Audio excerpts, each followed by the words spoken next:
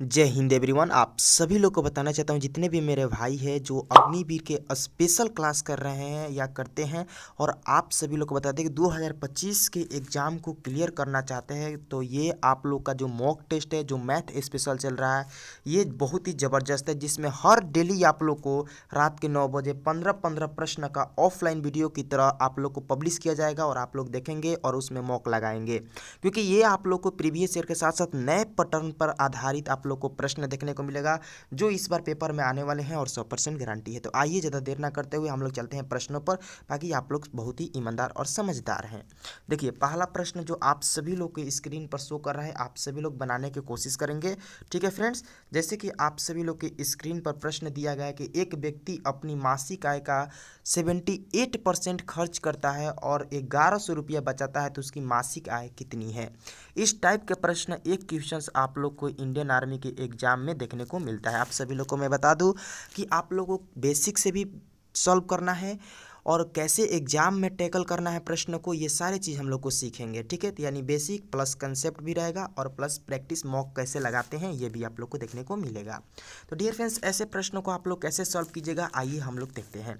Dear friends, आप सभी लोग को मैं बताना चाहता हूँ कि जब भी इस टाइप के प्रश्न आप लोग से पूछें तो आप लोग ये देखिए कि खर्च कितना कर रहा है, तो 78% कर रहा है। लेकिन अब मान लीजिए कि 100% में 78% खर्च कर दे रहा है, तो सेविंग कितना कर रहा है, तो आप लोग बोलेंगे कि 22% सेविंग कर रहा है। कितने परसेंट सेविंग कर रहा है, तो 22%। तो यही 22% का जो वैल्यू दिया है मेरे भाई, 1100 रुपया दिया है, तो आप लोग को 1% का वैल्यू आप लोग ज्ञात कर दीजिए। यहाँ पर 22 से भागा कर दीजिए, तो यहाँ पर 100 हो जाएगा और 11 दूनी का 22 यानी 50 आप लोग का करेक्ट आंसर नहीं होगा, क्योंकि 50 अभी तो 1% का निकला और पूछा है उसकी मासिक आय, यानी 1% का वैल्यू 50, तो 100% का, तो 100% का 50 गुणे 100 यानी कितना हो जाएगा, 5000 आप लोग का सही उत्तर हो जाएगा। ऑप्शन नंबर सी आप लोग का करेक्ट आंसर है। ठीक है, चलिए अगला प्रश्न आप सभी लोग बनाने की कोशिश कीजिए जल्दी से।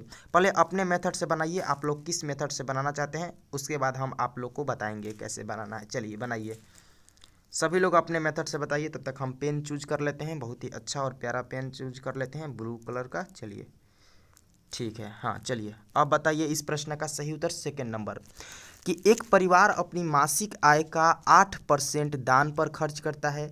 एक विशेष महीने में परिवार ने दान पर 1200 रुपया खर्च किए, तो उस महीने में परिवार की आय कितनी है। बहुत ही ज़बरदस्त प्रश्न है। देखिए अब चलिए हम लोग इसको सॉल्व करते हैं। जब देखिए दान कितना कर रहा है, 8%, और यही 8% का मान 1200 दे दिया है, तो मेरे भाई आप लोग ये देख सकते हैं कि 800 का 1% निकालिएगा, तो यहाँ पर क्या हो जाएगा, 8 से भागा कर दीजिएगा, यानी 12 आठे कितना, 25 आठे 120 होता है, और यहाँ पर 250 हो जाएगा। 250 हो जाएगा कितना बार में आप लोग कटा सकते हैं। देखिए 1200 बटा में 8%, 1% का वैल्यू, तो यहाँ पर कटाइए। देखिए 4 दूनी का 8, चरती है क्या 12, 300, और ये क्या हो गया, 150 हो गया। पूछा क्या है, उस महीने का, यानी 100 से गुणा कीजिए, यानी 100% का आप लोग को वैल्यू पूछा है, तो 150 गुणे 100 यानी 15,000 आप लोग का सही उत्तर होगा, ऑप्शन नंबर ए।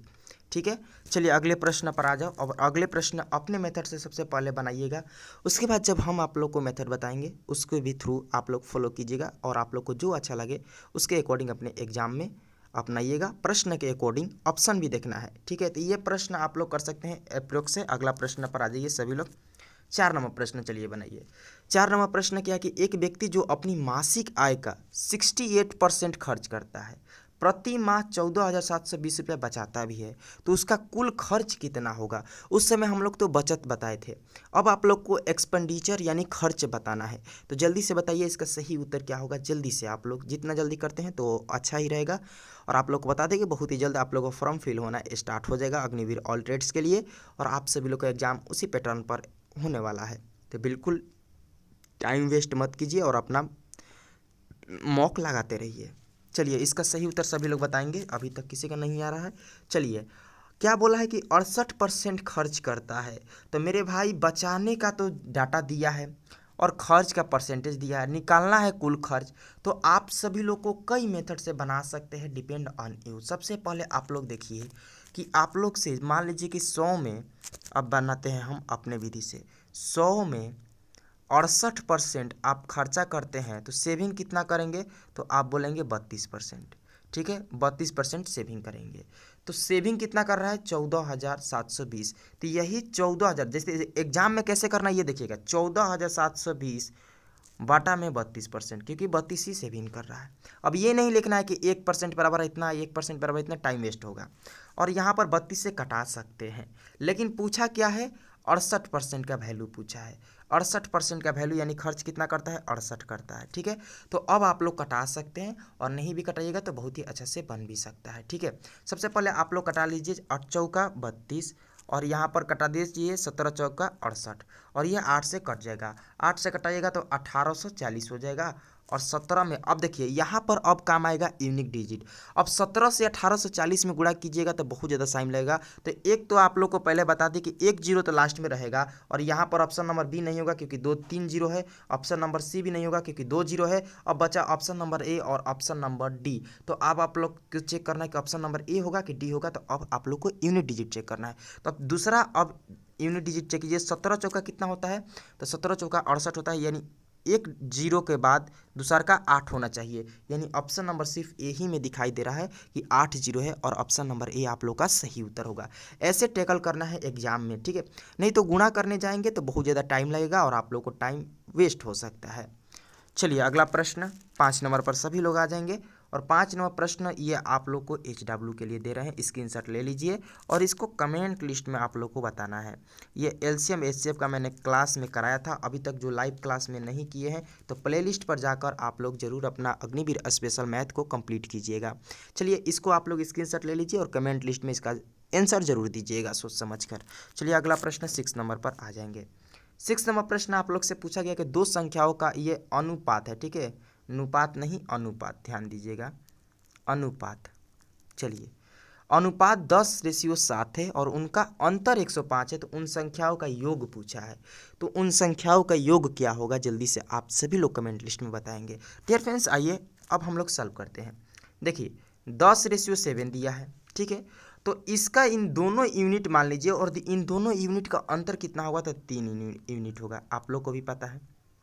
तो 3 यूनिट का मान 105 दिया है, तो 1 यूनिट का मान कितना हो जाएगा 35 हो जाएगा। ये तो इतना आप लोग को पता है कि 35 हो जाएगा।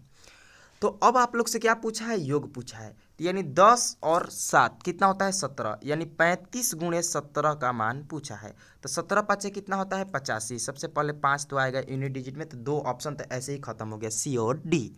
अब ऑप्शन टैकल करना है, ये नहीं कि आप गुणा करते। अब बचा 805 और 595, 17 पाँचे 85, कैरी कितना हो गया 8, ठीक है, 17 तिया 51 8 59, वेरी सिंपल, 595 आपका सही उत्तर हो जाएगा। ये भी ऑप्शन गलत है, ठीक है।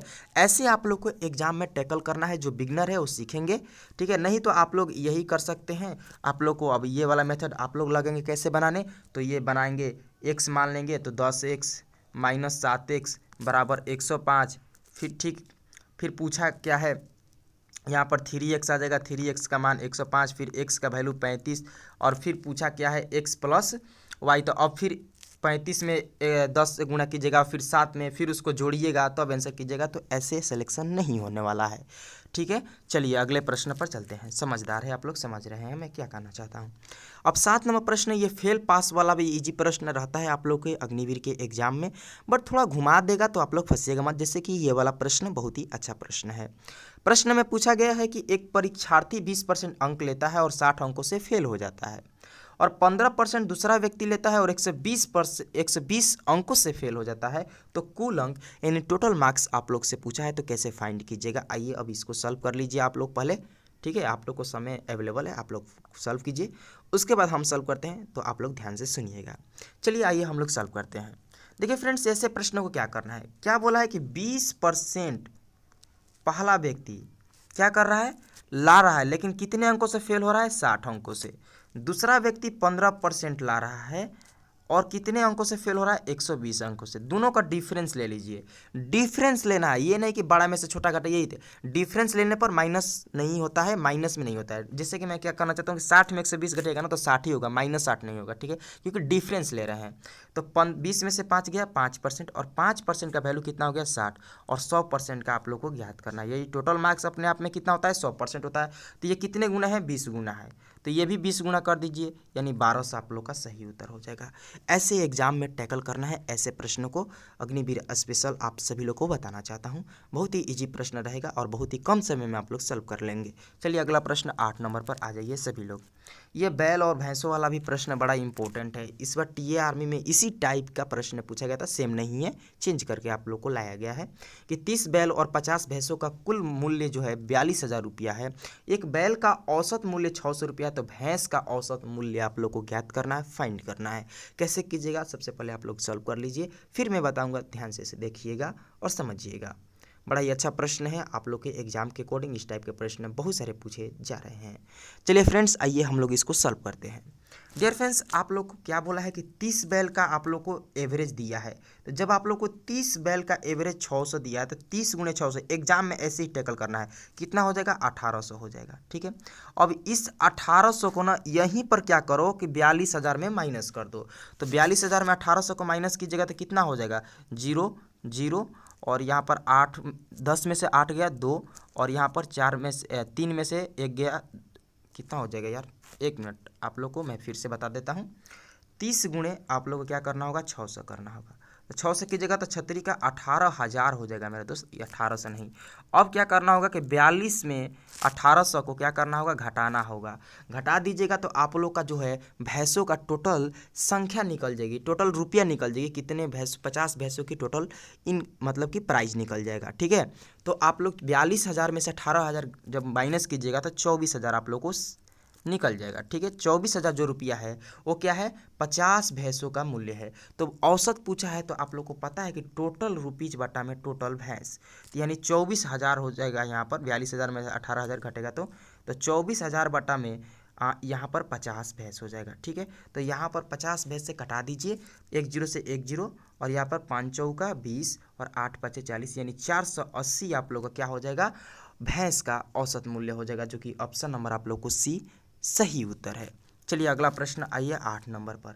8 नंबर भी बड़ा प्यारा प्रश्न है, आप लोग को मेंसुरेशन से दिया गया प्रश्न है। 2D से आप लोग समझ सकते हैं कि एक आयत की लंबाई और चौड़ाई 5:4 है तथा परिणाम 144 मीटर है, तो क्षेत्रफल आप लोग से ज्ञात करना है। तो आप लोग बहुत ही अच्छे से आप लोग बताएंगे जल्दी से। देखिए आप लोग को पता है कि आयत का जो चौड़ा परिधि होता है, जो पेरीमीटर होता है, वो 2 इंटू एल प्लस बी होता है। तो एक 5 दिया है, एक 4 दिया है, इसको एक्स भी मान सकते हैं, नहीं भी मान सकते, डिपेंड ऑन यू। ठीक है, तो सबसे पहले आप लोग को पता है 2 इंटू एल प्लस बी, और दोनों को जोड़ दीजिए, एल प्लस बी यानी 4 5 4 9, यानी 18 हो जाएगा। ये क्या है, 18 यूनिट का वैल्यू कितना दिया है, 144 दिया है। तो 1 यूनिट का मान कितना हो जाएगा, 18 से कटा दीजिए, 18 में 144 से भागा दीजिएगा तो मेरे दोस्त क्या आ जाएगा, 18 में आप लोग कटा दीजिए। पहले तो आप लोग 2 से कटा दीजिए, तो यहाँ पर क्या हो जाएगा, 72, और 9 8 72, 8 आ जाएगा। ठीक है, 18 8 144 होता है, आप लोग को पता है अगर 18 का टेबल याद है तो।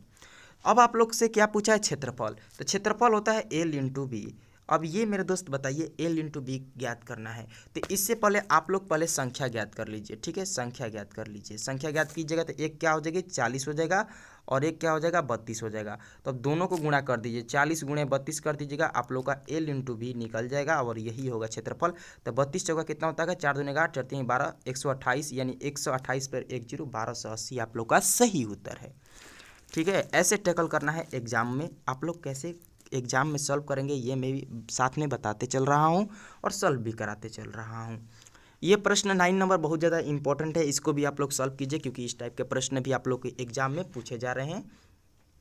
फ्रेंड्स, प्रश्न है कि 3 संख्याओं का औसत 20 है और 2 संख्या आप लोग को 16 और 22 दिया है, तो तीसरी संख्या ज्ञात करना है। सबसे पहले 3 संख्या का औसत 20 है, तो पहले टोटल ज्ञात कर लीजिए। तो 20 गुणे 30 कितना होता है, 60 होता है टोटल नंबर, टोटल संख्या।